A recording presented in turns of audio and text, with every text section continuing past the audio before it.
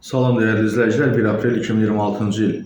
Günahkaram ki, kimsə 300 manat alır deyən deputatın nəvəsinin bahalı maşınının fotoları yayılıb. Söhbət Milli Məclisin deputatı Səyyad Arandan gedir.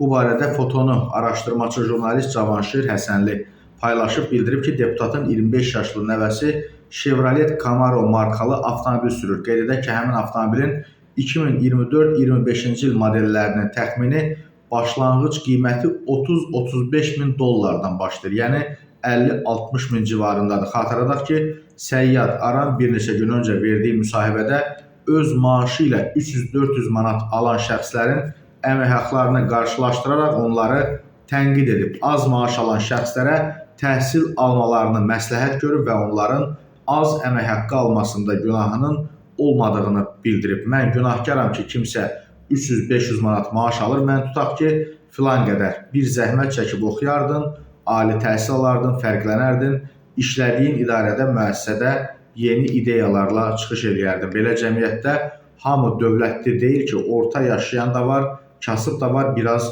yaxşı yaşayan da var. Adamlar bugün öz istedadı ilə müəyyən bir şey kəşf edir, irəli çıxır, mükafat alır. İndi deyəcəklər ki, hamı kəşf edə bilmir axı.